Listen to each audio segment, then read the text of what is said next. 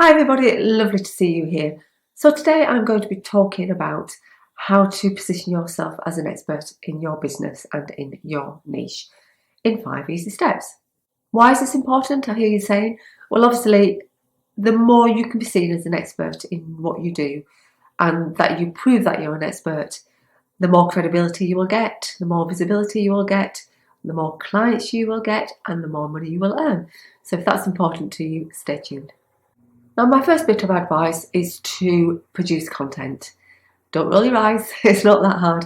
And this is because if you're producing a blog or a vlog, particularly if you're producing how-to videos, then you're actively saying to people, I know what I'm doing, I'm an expert, I know everything there is to know about this topic, and here I am sharing it with you.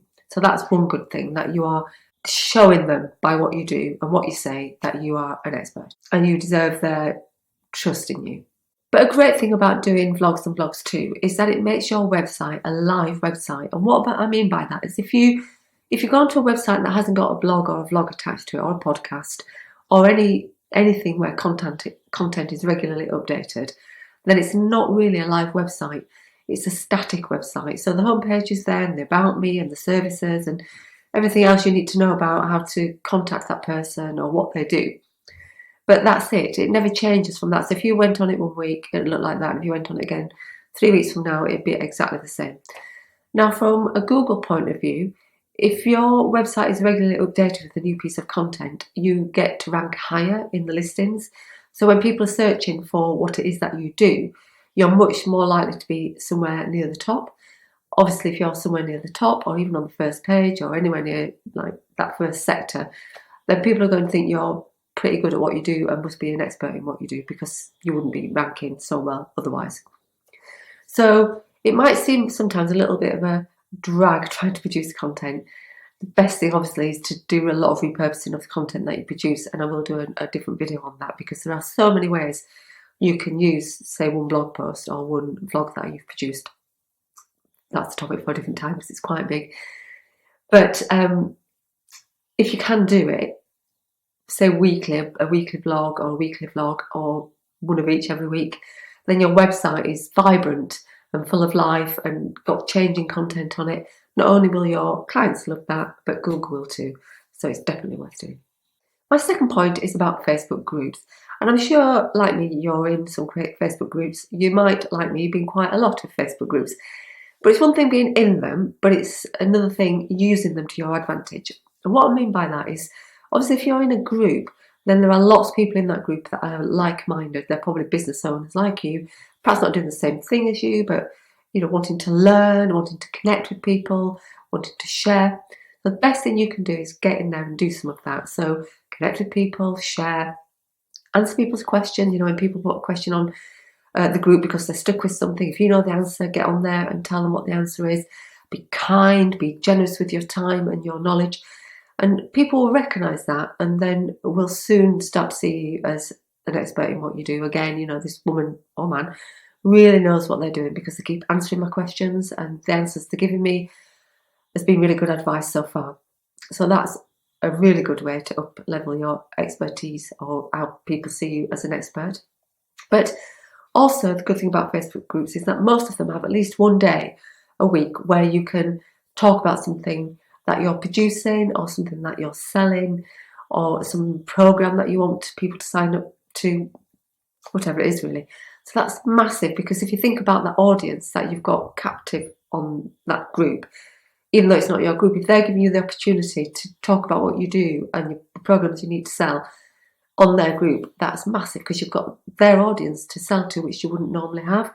So it's great on all fronts really, but you have to be active. You can't just be a lurker and be looking in at the Facebook group every now and then. You've got to get in there into the nitty-gritty, talk to people, love the people, give them advice, do whatever you can to make them think you know what you're doing and that if they want a service that you provide, then you are the person to come to.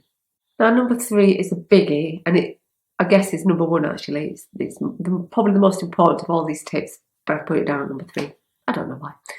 And it's something that I'm majorly a big fan of, and that's getting some press coverage. Obviously, I teach about getting press coverage, and it's what I do. I'm a journalist as well as a business and life coach.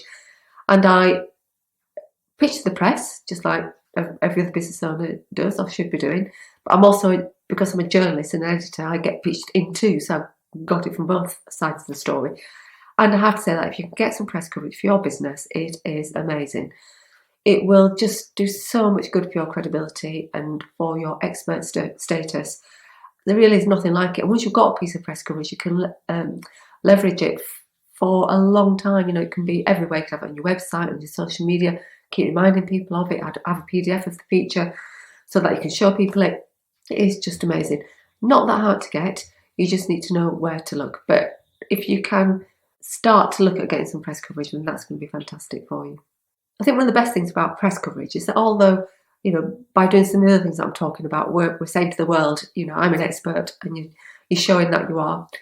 But with press coverage, somebody else is saying the same thing. So if you've been featured in a magazine, the editor of that magazine is actually saying, this person knows what they're doing, because otherwise they wouldn't have you in their magazine or on their podcast or on TV or on their radio show, on their blog, wherever you happen to be. They're saying to everybody, I chose this person because I think they're an expert. So why don't you use it, basically? So yeah, definitely have a look at that. I would do all you can to get some press coverage because it will skyrocket your business. The next one is dead easy, and that's to call yourself an expert. So all the copy you write, so whether it's for your website, social media, LinkedIn, always try to get in there somewhere. It might not be every time you post because that might be a bit of an overkill, but talk about yourself as an expert, use the word expert, show people by your actions that you're an expert. Just get used to calling yourself it, because if you call yourself it, then you'll start to believe that you are, because you are. But also other people will see that you're calling yourself an expert, so therefore you must be. So it's a really simple one. Just get used to calling yourself it. Don't shy away from the term, because it's a fab term to use and it's a fab thing to be. And my last tip, number 5, is all around collaboration. This is something that can work really well for you. If you can find another business owner to collaborate with on something, then not only have you got something great to give your own audience, but you're also got access to their audience as well. And if you're coming together, that's ace, because their audience is seeing you as an expert. Otherwise, you know, the person that is collaborating with you wouldn't be collaborating with you. And for the person who is collaborating with you, they've got your audience as well, thinking the same thing about them. So it's a win-win situation. And an example of that is a collaboration that I'm going to be doing with a digital guru, as I like to call them, a digital expert, a woman who's red hot on everything to do with digital, you know, social media, websites, the whole lot really. She's very, very good. And she's got an online course about building a website if you're a business owner. And she knows all the tech. She knows how to put a website together. She can talk people through that, train them, the rest. What she can't do, because it's not her area of expertise, is the copy for a website. She doesn't really know what advice to give to people about writing copy that's going to do the business, going to sell you services, sell you, just get people looking at you and going, wow.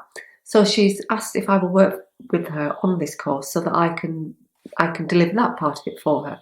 So that's an amazing collaboration, because from an audience point of view, they're getting everything. They're getting all the tech to do with building a website, and then they're getting all the advice about writing copy as well. And not everybody's great at writing copy, so the more advice we can give them, the better, really. So that's a really strong collaboration. I'm also going to be running a workshop in the new year about press coverage, in fact, getting press coverage for your business, with another coach who's a really well-known coach. And I'm so pleased to be working with her on that. And again, it's an amazing collaboration. So seek out some collaboration, even if it's a small one to start with. It doesn't have to be anything major. Just start making those relationships. Do a bit of collaboration, and you'll see your expertise, your credibility, the way people view you starting to go upwards and upwards. And it's a really good thing. So I hope you found that useful, and you got lots of tips and advice there to get your teeth stuck into.